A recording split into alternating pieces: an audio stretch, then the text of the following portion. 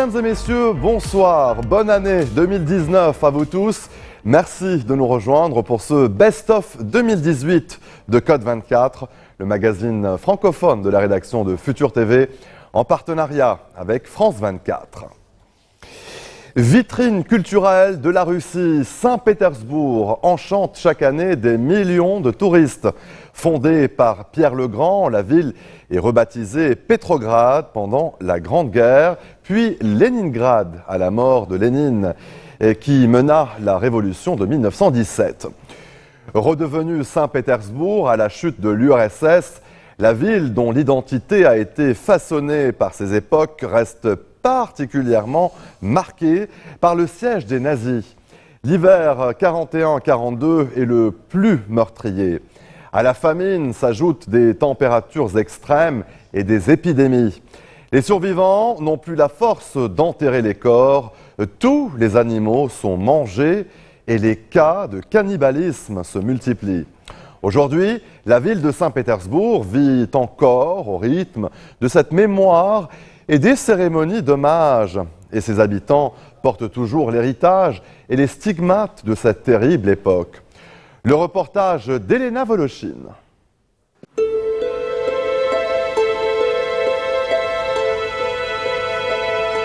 Tous les 3 à 4 ans, Nina Stepanovna fait un long voyage pour venir se recueillir sur cette fosse commune où est enterrée sa mère.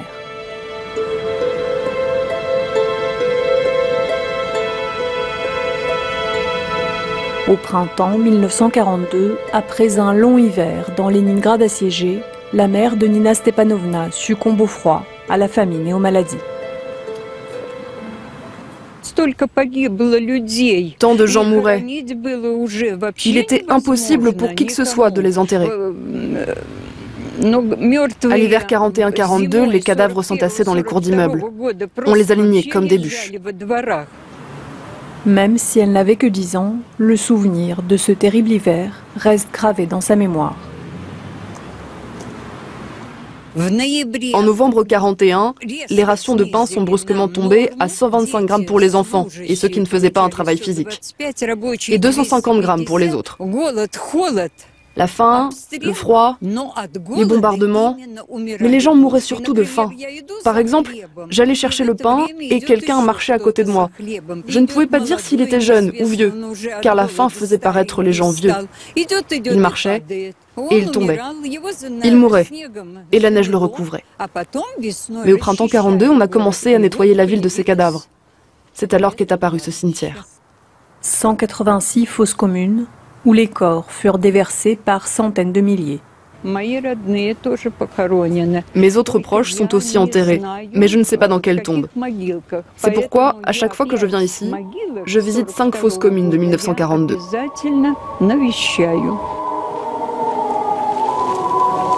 À chaque anniversaire du début du siège, un hommage solennel aux victimes est rendu au cimetière.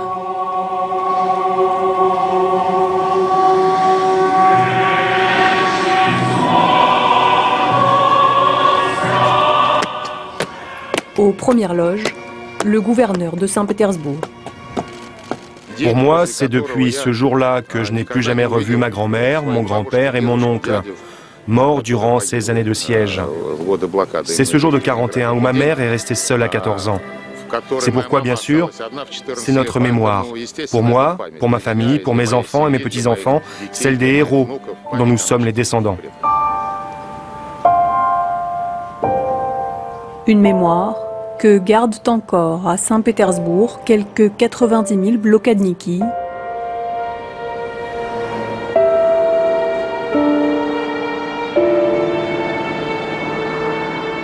ces civils dont la résistance au siège fait aujourd'hui la fierté des Russes. Le portrait du gouverneur, Valentina Ivanovna l'a accroché à son mur le jour où celui-ci est venu lui souhaiter son anniversaire. À 92 ans, elle préside l'une des plus influentes associations de blokadniki. Là, c'est ma mère, mon père et mon petit frère Vassia. Cette photo date du début de la guerre. Mon petit frère, je l'ai sauvé 2 fois parce qu'on voulait le tuer pour le manger. 9 hommes dans la famille, et ils sont tous morts.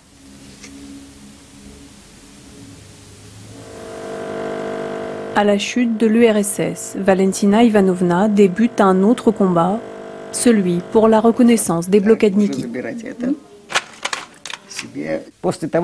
Pendant 40 ans après la fin de la guerre, personne ne se préoccupait des blokadniki. C'est comme si le siège et tous ces gens n'avaient jamais existé, jusqu'à ce que nous nous unissions. Nous vivions dans des appartements communautaires. Nous avons obtenu de Vladimir Poutine qu'il ordonne de reloger tous les anciens combattants et les blokadniki de Leningrad. Poutine aussi est un descendant de blokadnik. Nous l'avons fait membre de notre association. Aujourd'hui, les blokadniki touchent près de 400 € de pension par mois. C'est 2 fois plus qu'une retraite ordinaire. Quant au père de Vladimir Poutine, il a combattu sur le front est de Leningrad. C'est là que nous suivons ce groupe d'archéologues amateurs emmenés par des vétérans de Tchétchénie et d'Afghanistan. Ici, il y a énormément de soldats qui n'ont jamais été enterrés. Ils sont portés disparus. Nous allons sur les lieux des combats où ils gisent jusqu'à présent, là où ils se battaient pour tenter de percer le siège. Nous espérons les retrouver pour leur donner une sépulture digne. Dans ces bois marécageux en janvier 1943, l'armée rouge fit une énième tentative pour rompre le siège. Ce fut une victoire, mais des milliers de soldats y ont laissé la vie. Nous avons déjà retrouvé 6 combattants ici. Leurs affaires personnelles sont encore là. Il y a des bottes en feutre, donc nous pensons qu'ils ont passé l'hiver 1942-1943 ici. Voilà le talon. Nous avons enlevé tous les os. Il y avait un soldat là-dedans. Et ça, c'est la baïonnette d'un fusil 3 lignes. On la mettait au canon, comme ça, et on montait à l'assaut. Si l'État laisse aux bénévoles le soin d'assumer une tâche qui lui incombe, Igor et son équipe font aussi le travail le plus dangereux. Incroyable! Nom d'un chien, un calibre 76. Ça m'a fait ma journée. Un obus entier de 76 mm. C'est dingue. Dans le canon du tank, et hop! Les autorités ne prennent le relais que pour récupérer les explosifs et organiser les funérailles.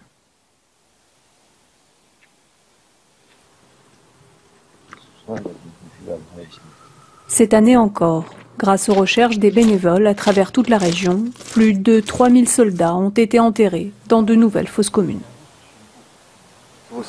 Depuis la fin des années 80, chaque année, avant le 9 mai. On a enterré 600 à 700 personnes. On en a enterré énormément ici. On a pu en identifier certains grâce à leurs médaillons ou à leurs affaires personnelles. La guerre ne sera pas finie tant que le dernier soldat n'aura pas été enterré. Si on oublie son histoire, on oublie sa patrie. C'est comme ça qu'on élève nos enfants.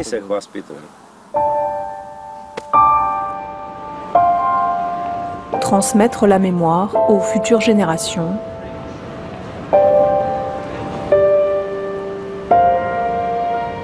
À Saint-Pétersbourg, une heure hebdomadaire d'histoire a même été ajoutée au programme scolaire.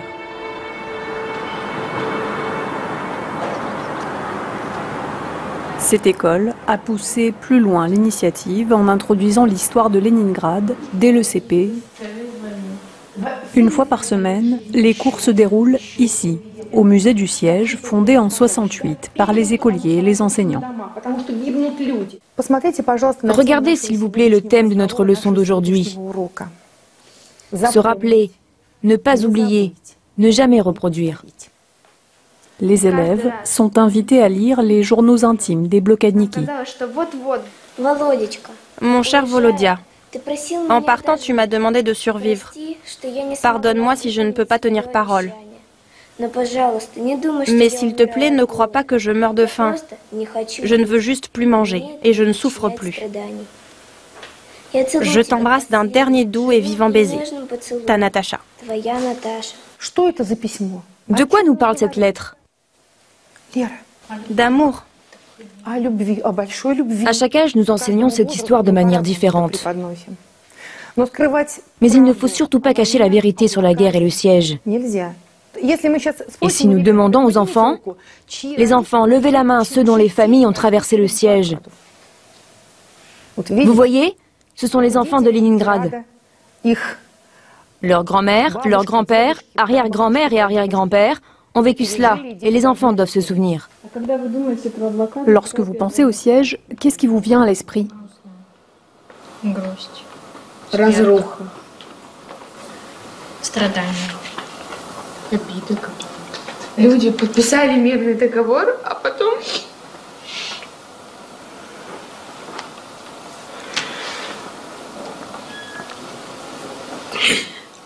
они подписали мирный договор про то, что они не будут нападать на Россию, на Советский Союз тогда, а потом взяли просто и начали убивать людей.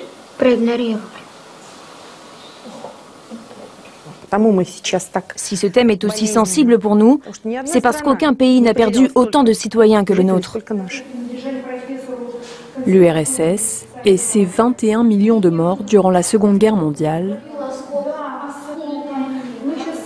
Un bilan qui, dans la Russie moderne, transcende toute remise en question des actes de Staline, comme la signature en 1939 du pacte avec Hitler. Staline est celui qui a vaincu les nazis, une victoire au fondement du patriotisme russe. Je t'en prie, Lisa, à toi l'honneur. Mais on élève aussi les enfants dans l'amour de l'art et de la littérature.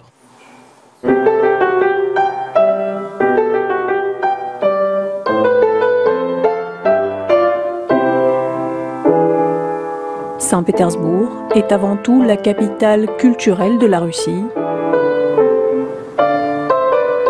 Pendant le siège, la poésie et la musique, diffusées par la radio de Leningrad, aidèrent les habitants à tenir.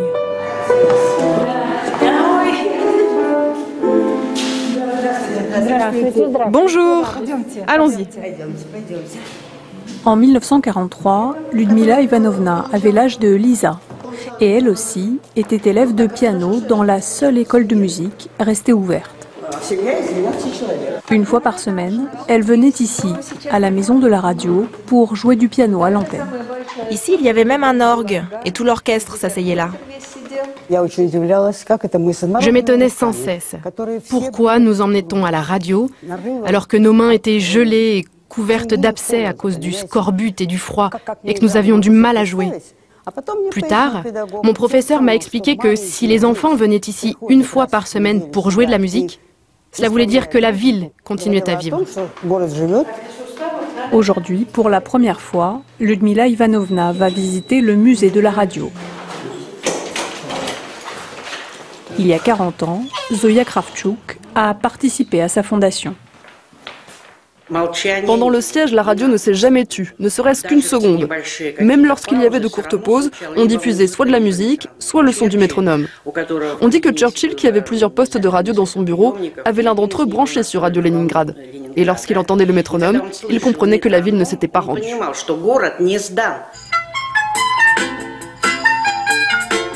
Depuis, Radio Leningrad est devenue Radio Pétersbourg. Fondée en 1924, la plus ancienne radio russe conserve encore les bas-reliefs de cette époque. Nous avons décidé de les laisser pour que les gens comprennent que la radio, ce n'était pas comme aujourd'hui. Lorsqu'il y a de la musique, de la météo et de la causerie légère et des involtes. La radio était un haut-parleur idéologique extrêmement puissant et dans une certaine mesure, elle l'est encore aujourd'hui. Car c'est cette même radio qui est l'héritière de la radio de l'époque du siège, dont elle a absorbé les meilleures traditions de fidélité, de véracité, d'art, de littérature et de poésie. Rachetée par un grand groupe de médias dans la vague des privatisations après la chute de l'URSS, Radio Pétersbourg obéit pourtant aujourd'hui aux mêmes règles que la quasi-totalité des médias en Russie. Aucune critique du pouvoir. Alors, la radio fait ce qu'elle sait faire de mieux. Des programmes culturels, des émissions de société et bien sûr, dédiées à la mémoire. Bonjour Ludmila Ivanovna. Bonjour Elena Alexandrovna. Bonjour chers auditeurs. Ludmila Ivanovna a été invitée à l'antenne pour faire la promotion de son théâtre. Dans le paysage culturel prolifique de Saint-Pétersbourg, il occupe une place toute particulière. Des Blokadniki à leurs arrière-petits-enfants, sur scène, 4 générations font vivre cette mémoire si chère aux habitants de Leningrad.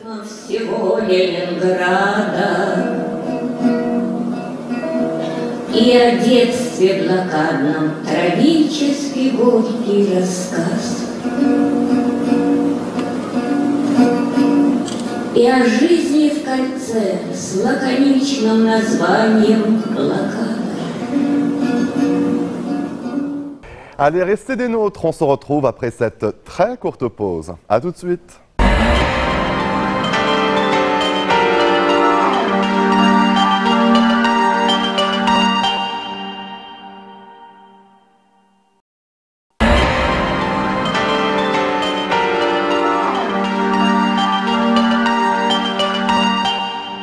Retour sur le plateau de Code 24. Ce sont des médicaments qui tuent plus qu'ils ne soignent.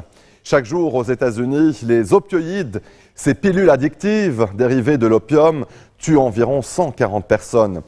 Ils sont devenus la première cause de mortalité des moins de 50 ans avant les accidents de la route et les armes à feu. Les décès de célébrités comme Prince ou Michael Jackson ont mis en lumière cette épidémie d'addiction aux antidouleurs. Un fléau qui touche toutes les régions américaines et toutes les catégories sociales. Un scandale sanitaire dans lequel tous les acteurs ont leur part de responsabilité.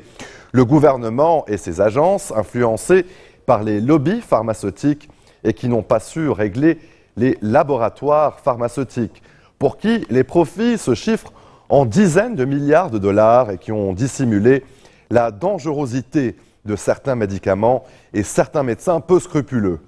Nos correspondants aux États-Unis, Valérie Defer, Baptiste Fenwick et Romain Jani, ont enquêté sur ce fléau de ces drogues légales. Voici leur reportage.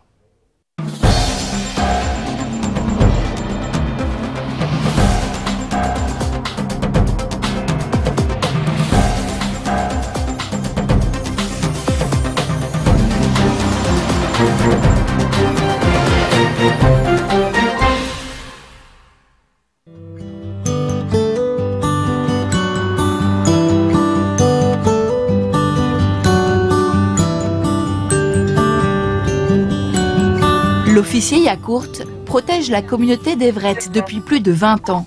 Le temps de voir cette petite ville de 100 000 habitants sombrer dans la drogue. Les overdoses ont explosé ces 5-6 dernières années.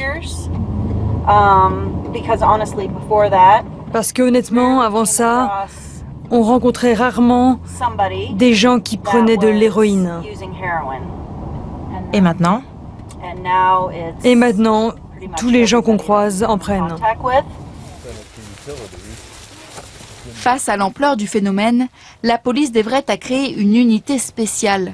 L'officier Yakourt patrouille désormais avec Kate Lynn, une assistante sociale qui aide les toxicomanes à se faire soigner, comme Patrick, accro à l'héroïne.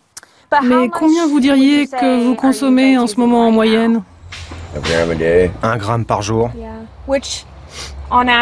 Et en moyenne, ça vous coûte combien ? Je dirais 70 balles. 70 € par jour. Pour Patrick, la descente aux enfers a commencé avec une simple ordonnance d'antidouleur tout à fait légale. Des opioïdes prescrits après une blessure. Pourquoi vous a-t-on prescrit ces médicaments ? Je me suis cassé le dos dans un accident de voiture. Les opioïdes sont des antidouleurs dérivés de l'opium, ultra puissants et très addictifs. Et une fois les ordonnances des médecins épuisées, beaucoup d'accros se tournent vers l'héroïne. C'est beaucoup moins cher que les pilules. Lorsque je prenais des pilules, je pouvais facilement dépenser 200 à 300 € par jour. L'héroïne coûte 10 fois moins cher. À Everett, comme dans tout le pays, la consommation d'héroïne a explosé, plus 62% en 15 ans. Donc, comme vous voyez, il y a des bouchons et des seringues un peu partout. On ne les ramasse pas, on les laisse. Je n'aurais jamais cru qu'en tant que policier, j'apporterais ce type d'aide comme on le fait aujourd'hui. C'est quelque chose de très nouveau dans la police, mais c'est absolument nécessaire. Aux États-Unis, le nombre de décès par overdose liés aux opioïdes a triplé en 10 ans. 64 000 morts rien qu'en 2016. Une réalité visible à la morgue du comté. Chaque jour, 140 personnes meurent d'overdose. C'est plus que les accidents de la route ou les armes à feu. C'est la cause de décès qui revient le plus souvent.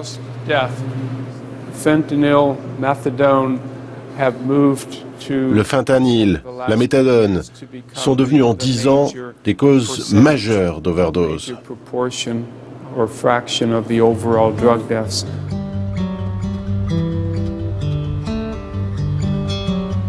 Une addiction qui touche toutes les catégories sociales, comme la famille Warfield, qui vit dans ce quartier cossu d'Everett. Hi, baby, how are you? Nice to meet you. Nice to meet you. Thanks for coming. Des photos, des souvenirs, c'est tout ce qu'il reste de Spencer Warfield, un étudiant de 24 ans.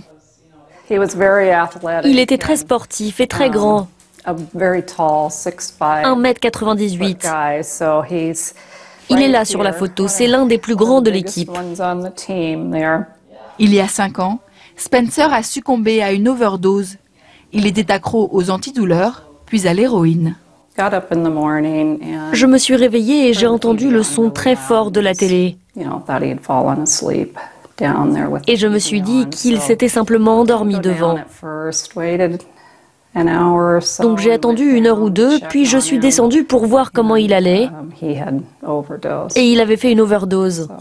Il était déjà mort. Comme pour beaucoup d'autres, l'addiction de Spencer a commencé par une simple ordonnance d'antidouleur, prescrite par son médecin de famille après une luxation de l'épaule.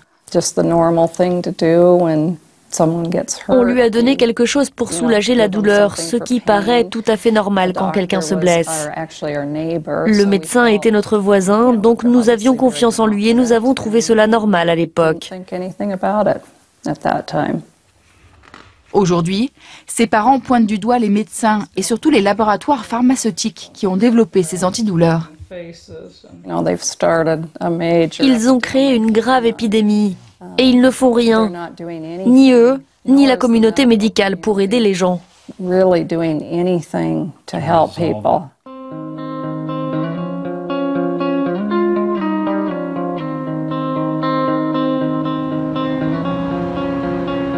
Face à l'ampleur de l'épidémie d'overdose, la ville d'Everett distribue désormais aux habitants des kits pour ramasser les seringues. Voici tout ce dont vous avez besoin pour ramasser les seringues en toute sécurité. La ville a aussi porté plainte contre Purdue Pharma, producteur de l'analgésique Oxycontin. Elle accuse le laboratoire d'avoir laissé prospérer, en connaissance de cause, les ventes de ces pilules sur le marché noir. Ils savaient pertinemment qu'il y avait une clinique à Los Angeles où des sans-abri étaient payés par des gangs criminels pour entrer et obtenir une ordonnance d'Oxycontin. Ils se rendaient ensuite dans une pharmacie complice pour récupérer les pilules d'Oxycontin qu'ils redonnaient à cette entreprise criminelle qui les acheminait ensuite jusqu'à la ville d'Everett pour les vendre dans la rue et se faire de l'argent. Pour le prouver, la ville a mis la main sur des documents accablants, des emails internes à Purdue Pharma. Je suis allé dans une clinique avec mon commercial, c'était rempli à craquer avec une file d'attente qui dépassait la porte, des gens qui ressemblaient à des membres de gang. Je suis presque sûr que c'était un réseau de trafiquants, c'était clairement du détournement. Ne faudrait-il pas prévenir l'agence antidrogue? Avec ce procès, la ville d'Everett espère obtenir plusieurs centaines de millions de dollars de dommages et intérêts pour soigner ses habitants. Nous avons contacté Purdue Pharma, qui n'a pas souhaité répondre à nos questions. Founded by brothers, 2 physicians who strived to help doctors help patients. Purdue Pharma a été condamné en 2007 pour publicité mensongère. Le laboratoire affirmait que l'oxycontine n'avait qu'un très faible risque d'addiction. Le géant pharmaceutique a dû payer une amende de 500 millions d'euros, un record, mais une goutte d'eau face aux 30 milliards d'euros de profits générés par la vente de l'oxycontine. Car en 10 ans, les ordonnances de l'antidouleur sont passées de 300 000 à 14 millions. Et aujourd'hui, l'oxycontine est toujours prescrit.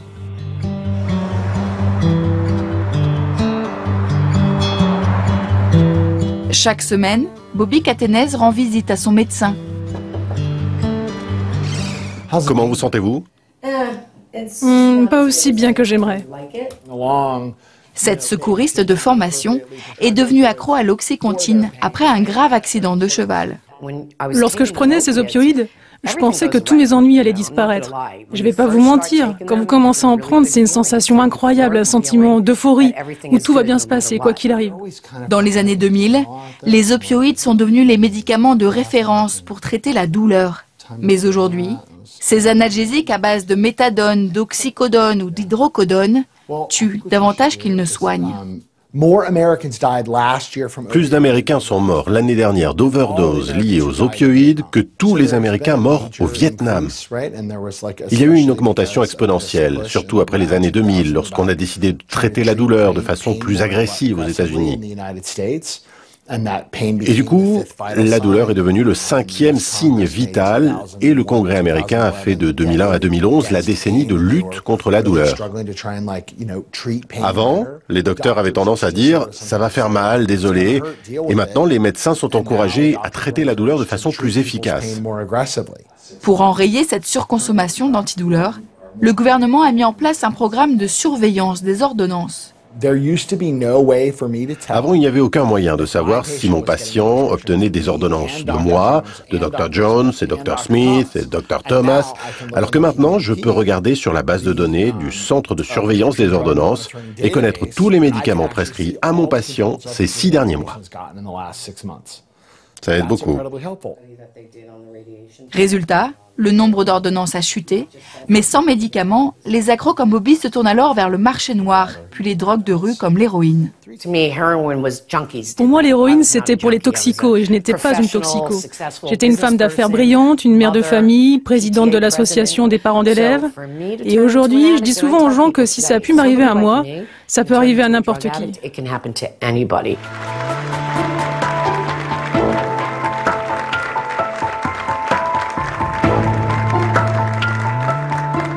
Mon administration déclare officiellement la crise des opioïdes une urgence sanitaire nationale sous la responsabilité de la loi fédérale. En octobre dernier, l'administration Trump a promis d'envoyer de l'argent et plus de moyens pour enrayer cette épidémie. Mais plusieurs mois après cette déclaration, les fonds ne sont toujours pas débloqués. Les officiers de police redoutent un simple effet d'annonce. Actuellement, notre pays fait face à une épidémie d'opioïdes. Beaucoup de gens meurent d'overdose. La police du comté de Los Angeles n'a pas attendu l'aide du gouvernement pour agir. Les 10 000 agents sont désormais formés à l'usage du Narcan, un spray nasal qui permet de renverser les effets d'une overdose. Vous le tenez comme n'importe quel autre spray nasal et vous l'introduisez dans les narines aussi loin que possible. J'ai déjà répondu à des appels où le type avait encore la seringue dans le cou. Vous savez, il arrive qu'il fasse une overdose dans les minutes après notre arrivée. C'est assez étrange parce que maintenant, on introduit de la médecine dans notre travail quotidien. Avant, on ne faisait que les premiers secours. Maintenant, on administre les médicaments. Mais ce qui inquiète surtout les autorités, c'est l'arrivée sur le marché noir d'une nouvelle drogue synthétique, le fentanyl, 50 fois plus puissante et plus dangereuse que l'héroïne. Si jamais cette drogue se disperse dans l'air, votre coéquipier va montrer des symptômes d'overdose. C'est une autre raison pour laquelle on porte ce spray, c'est pour notre propre protection. Fabriqué en Chine et beaucoup moins cher, le fentanyl est acheté par les trafiquants de drogue sur l'Internet clandestin, puis coupé avec de l'héroïne. Le fentanyl est 50 à 100 fois plus puissant que l'héroïne. Et le problème, c'est que les consommateurs remplissent leurs seringues avec leur dose habituelle d'héroïne, sauf qu'elle est coupée avec du fentanyl et qu'ils s'injectent une dose mortelle. D'ici fin 2018, tous les agents de police seront équipés de Narcan. À 65 € la dose, cela pèse lourd sur le budget de la ville et sur les contribuables. Et si le Narcan ne permet pas de diminuer la consommation de drogue, il permet de limiter le nombre de décès. Car aujourd'hui, plus de 2 millions d'Américains sont en danger de mort.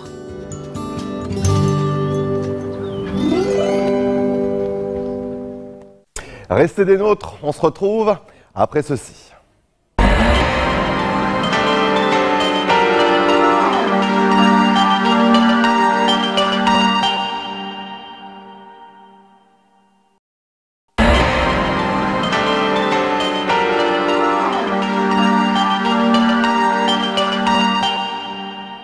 Retour sur le plateau de Code 24. C'est un projet en apparence impossible. Faire pousser de la nourriture sur l'île norvégienne de Svalbard, située bien au-delà du cercle arctique, à environ 1000 km du pôle Nord. Température maximale en 2017, plus 13 degrés Celsius, minimale, moins 24 degrés Celsius. Et bien sûr, la nuit polaire pendant un quart de l'année. C'est pourtant le défi qu'a décidé de relever Benjamin, permaculteur de l'Arctique. Une expérience loin d'être anecdotique. Ce type de recherche en autosuffisance alimentaire pourrait bien bénéficier aux habitants des zones les plus isolées de la planète. Le reportage de Marina Bertsch, Valérie Dekimp et Sonia Baritello. Décollage pour le Grand Nord, au-delà du cercle polaire. Longyearbyen en Norvège. Une terre glacée où l'on ne trouve que neige et montagne à perte de vue. Une terre où rien ne pousse, a priori. Sauf peut-être ici. Benjamin cultive des légumes dans cet étrange igloo. L'endroit sort tout juste de 4 mois d'hiver et de nuit totale. Ça, c'est le dôme. Nous l'avons acheté à une entreprise en Alaska. Tout ça, c'est des restes de la saison dernière. Nous avons cultivé des tournesols, des petits pois. L'année dernière, on a récolté environ 20 ou 30 kilos de petits pois. Alors, on les a vendus. Nous voulons cultiver autant de nourriture que possible. En cette saison, pas grand-chose ne pousse par moins 10 degrés dehors. Alors, c'est dans ce laboratoire à l'intérieur que tout se passe. Ici, on fait pousser du basilic. On a aussi de la salade romaine. Benjamin est cuisinier à plein temps à l'école de Longyearbyen. Son projet, il le mène en parallèle depuis 2011. Sa petite installation est balbutiante, mais il a de grandes ambitions. Notre philosophie, c'est d'apporter de la nourriture locale ici. Nous n'avons pas beaucoup d'insectes, nous n'avons pas d'arbres. Les gens sont un peu déconnectés de la nature. Donc je pense que si les gens voient d'où vient la nourriture et essayent de penser un peu plus à comment tout ça est relié, alors ça ira mieux par ici. Benjamin teste avec peu de soutien financier et surtout beaucoup d'inventivité. Ça, ce sont des concombres. On essaye un nouveau système, ça permet aux plantes de pousser plus vite, parce que l'air élague les racines. Si nous pouvons le faire ici, cela peut vraiment être fait n'importe où. Il n'y a plus aucune excuse. Ses principaux clients pour l'instant, ce sont les hôtels de luxe de la ville. Ce jour-là, le chef assaisonne son plat avec les herbes aromatiques de Benjamin. Je prépare du crabe royal grillé. C'est le meilleur ingrédient local que nous ayons. À vrai dire, ça fait partie des petites choses que nous avons ici et c'est vraiment très bon. Une petite touche symbolique qui permet au restaurant d'afficher du local à la carte. Ça a très bon goût et on sent que c'est frais. Et justement ici, les produits frais sont rares. Touristes et habitants se nourrissent à 99% de denrées importées du continent. Par bateau pour les produits secs et par avion pour le frais. Benjamin est en une du magazine local, parce qu'il produit aussi des œufs de caille qui s'arrachent à 7 € la barquette de 12. Et ici, nous avons les œufs de caille frais et locaux de Benjamin. Et aujourd'hui, il ne reste qu'un seul paquet en vente. Ici, à Languiherbienne, les produits de Benjamin sont une bonne chose et tout le monde le soutient en les achetant. Les supermarchés et les hôtels lui achètent tout ce qu'il peut produire. Parce qu'à Longyearbyen, les règles sanitaires sont très strictes. Interdit d'importer des animaux, aucune entreprise locale ne vend de poissons frais pêchés dans le fjord. Et lorsqu'en 2010, l'éruption d'un volcan islandais a paralysé le trafic aérien en Europe, la pénurie guettait. Quand on sait qu'il y a bientôt une grève aérienne ou une situation semblable à celle du volcan en Islande, on prend des mesures. Si le magasin a gardé un peu de réserve de crise ici, avec de la nourriture sèche, on ne meurt pas de faim. Mais les choses n'ont pas toujours été ainsi. Au musée de la ville, en cherchant bien, on trouve des vieux clichés d'élevage au Svalbard. Au début, ils avaient des vaches ici, jusqu'au milieu des années 60. Ils avaient également des cochons. Ils ont arrêté d'avoir des animaux domestiques à l'ouverture de l'aéroport en 1974, parce qu'à partir de ce moment, la nourriture pouvait être amenée par avion. Il était aussi bien trop cher de faire venir du continent le foin et de quoi nourrir les animaux. Benjamin, lui, avait fait le pari avec ses cailles, mais il a perdu. Les autorités lui ont donné un ultimatum. Il a jusqu'à minuit ce jour-là pour se débarrasser de tous ces oiseaux. C'est vraiment dur. Je déteste ça. Ces oiseaux, c'est un peu mes enfants. J'ai l'impression de sacrifier mes enfants sans raison valable. En réalité, Benjamin n'avait pas les autorisations nécessaires. Personne ne se plaint quand on rejette les eaux usées directement dans la mer, parce qu'il n'y a aucune usine de retraitement ici. Mais moi j'ai une 50aine d'oiseaux et c'est un crime contre l'humanité, c'est un crime de guerre. C'est fou. Je ne le comprends pas moi-même. Faute d'oiseaux, Benjamin a aujourd'hui besoin de soutien financier pour faire pousser des légumes en masse. Il rêve d'une serre de 200 mètres carrés, de produire lui-même son électricité et son chauffage. Il en est encore loin. Mais s'il réussit ici, il pourrait servir d'exemple pour tous ces endroits du monde où cultiver et manger local est un défi a priori impossible. Allez, restez des nôtres, on se retrouve après cette très courte pause. A tout de suite.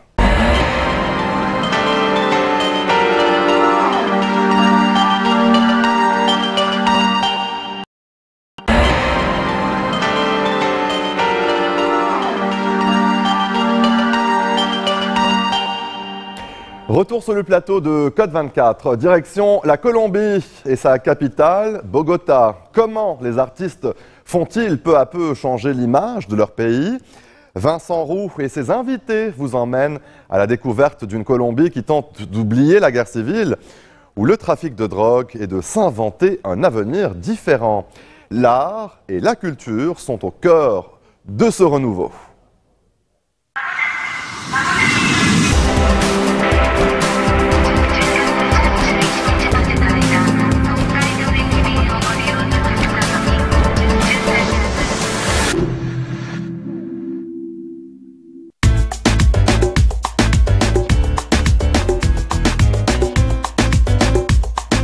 Bonjour, aujourd'hui nous sommes à presque 9000 km de nos studios parisiens. Beaucoup plus haut aussi, une capitale au cœur des montagnes, à 2600 mètres d'altitude. Un pays qui fait 2 fois la France et où on parle pas moins de 85 langues autochtones. Mais la langue commune, c'est l'espagnol et il paraît même que c'est le plus bel accent de toute l'Amérique latine. Bienvenidos a Colombia. Bienvenidos a Colombia. Bienvenidos a Colombia, chicos. Bienvenue en Colombie. Bienvenue en Colombie. Mais depuis 50 ans, quand on parle de la Colombie, c'est pour évoquer la guerre civile, les enlèvements ou le trafic de drogue. Les noms les plus célèbres sont ceux de la guérilla des FARC ou de Pablo Escobar. Sauf que la Colombie d'aujourd'hui s'éloigne de cette image. Nous allons donc vous emmener à la découverte de ce pays qui guérit ses blessures et s'invente un avenir différent. L'art et la culture sont au cœur de ce renouveau. chanson papier, mais ça a été créé par un Colombien. Et on a ça dans le sang. La danse est dans notre sang. Sport national, quoi. Voilà.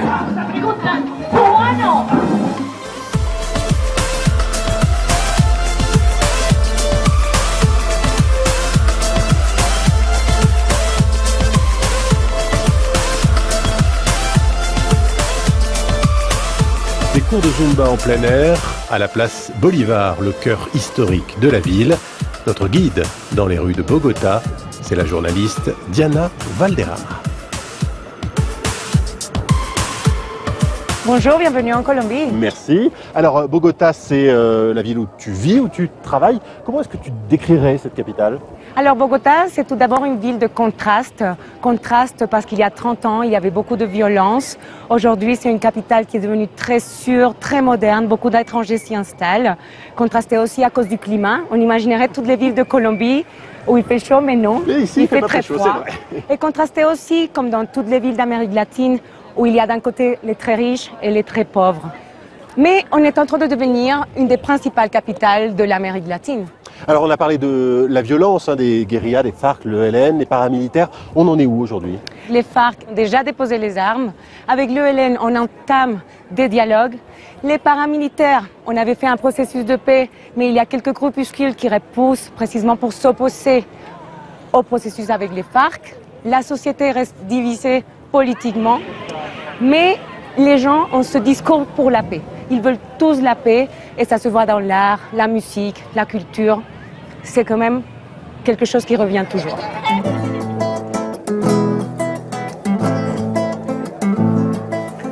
Alors là, Diana, c'est un concert un peu particulier auquel on va assister. Oui, tout à fait. On va assister à un concert de Julián Conrado, qui est mieux connu comme le chanteur des FARC.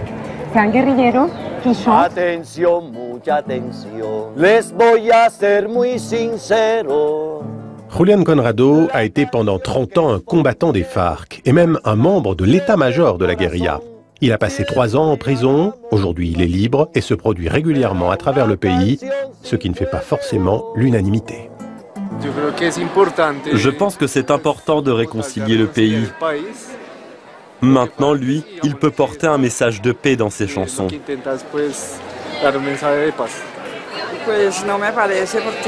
Ce n'est pas bien. Ce qui appartient aux Colombiens, on le leur donne à eux maintenant. Et je pense que c'est une erreur. Je pense que c'est important que les ex-guerrilleros puissent s'intégrer et se faire connaître.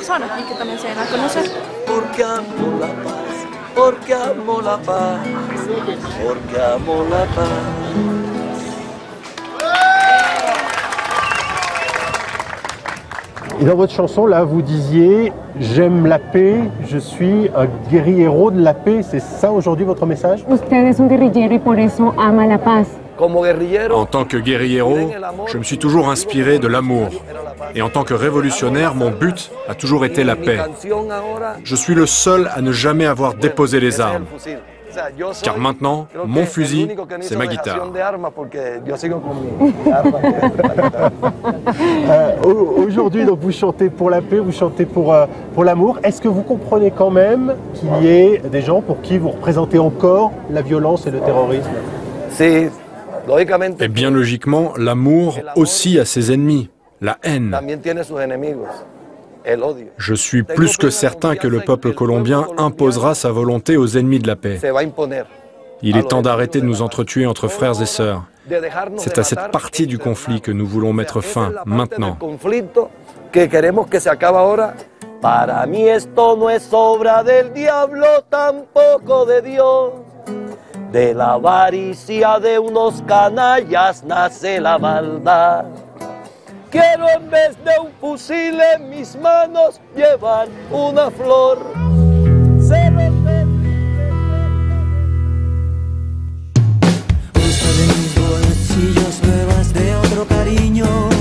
Eux aussi chantent depuis les années 90. Leur message n'est pas forcément politique, mais ils ont toujours été engagés pour la paix en Colombie.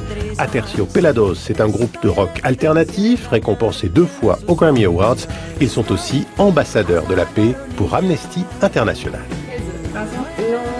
Vous préparez votre nouvel album, c'est le 8e. Depuis que vous avez commencé dans les années 90. Qu'est-ce qui a changé en Colombie? D'un côté, les choses ont changé sur la scène musicale. Quand nous avons commencé, il n'y avait rien.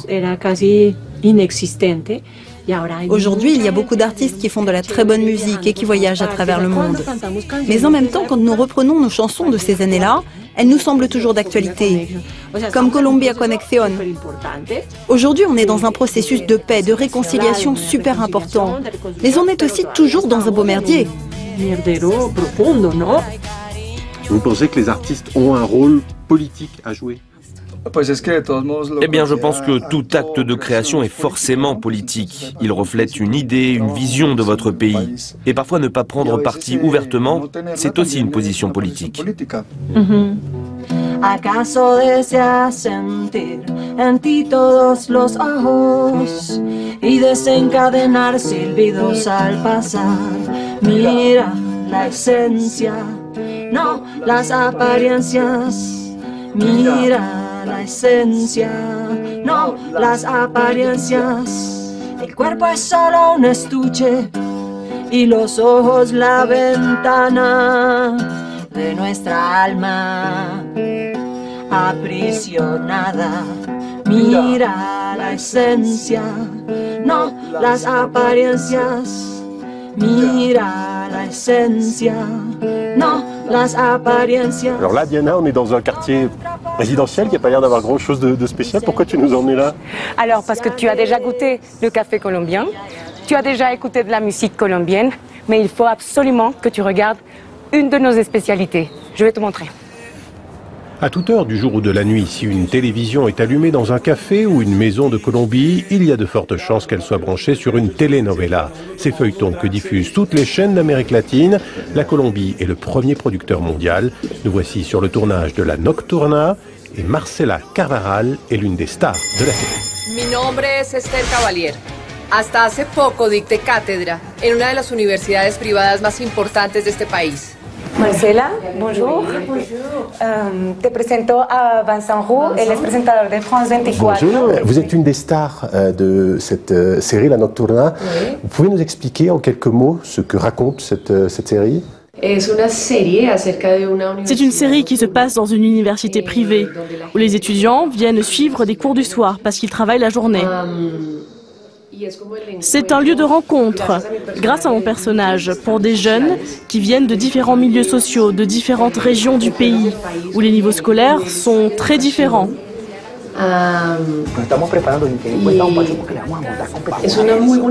C'est une belle représentation de la diversité sociale du pays.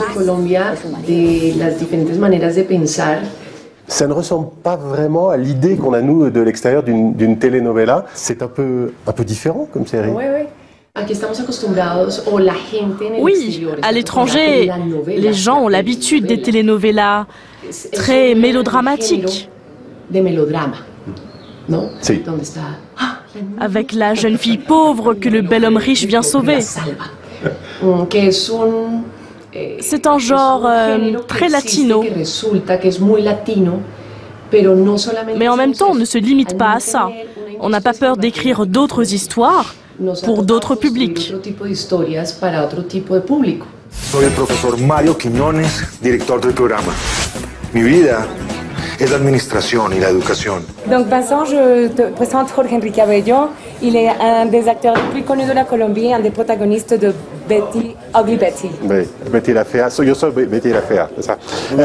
Vous êtes une des stars de cette série. Vous avez joué dans plein de telenovelas qui s'exportent beaucoup. Comment est-ce que vous expliquez que les telenovelas colombiennes soient aussi populaires? Si les telenovelas colombiennes sont aussi populaires à l'étranger, c'est parce que, comme le dit le philosophe, le village, c'est le monde. Nous avons autre chose à montrer que cette image négative qui nous a rendus célèbres à l'étranger. Le trafic de drogue, la violence, la guerre. Nous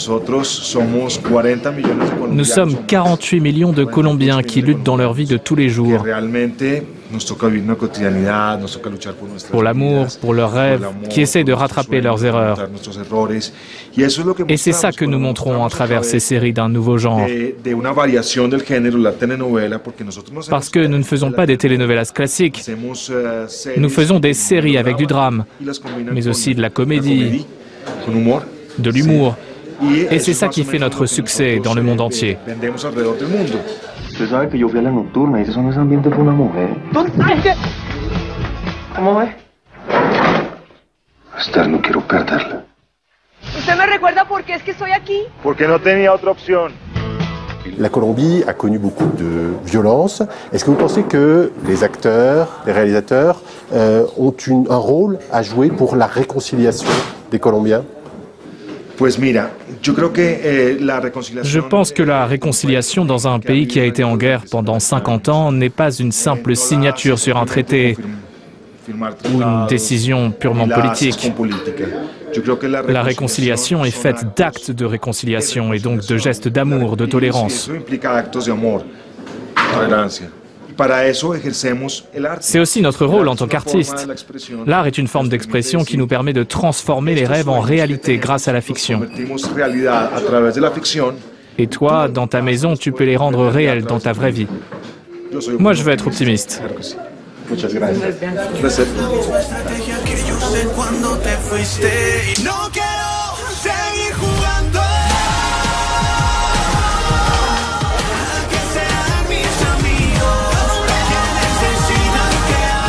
En la nocturna todos tendrán que mirarse a sí mismos. Una de arequipe, por favor. ¿C'est bon? Hormigas a la orden, hormigas santandereana, hormigas. Voilà, ici en Colombie, on mange des fourmis. C'est une zone du centre du pays, ça s'appelle Bucaramanga. Elles ne sont pas vivantes là quand même. Hein. Non. Coulonas, ça veut dire quoi? Voilà, ça veut dire des fourmis avec des grosses fesses. Ah ben, big voilà, bottom big hand. bottom hand. D'accord. J'en prends juste une petite, hein, alors...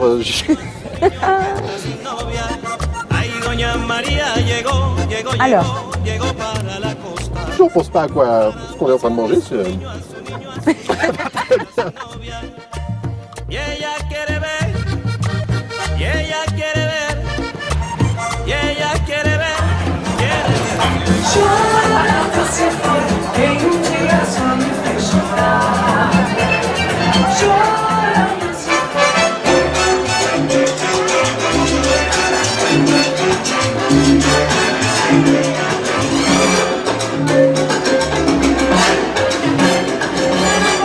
T'apprendre aussi quelques pas de danse si tu veux, hein. Ah, pour après, deuxième partie de soirée. C'est quand même dans le restaurant le plus connu de tout Bogota. Ça s'appelle Andrés Carne de Res. Et ici, vous avez un mix de toute la culture colombienne. Un mix par rapport à la nourriture, un mix avec la musique de toute la Colombie. Et aussi le décor. On a un petit peu de toutes les régions, la région de Caraïbes, la région du Sud, etc. Si tu veux connaître la Colombie, c'est l'endroit où tu dois être.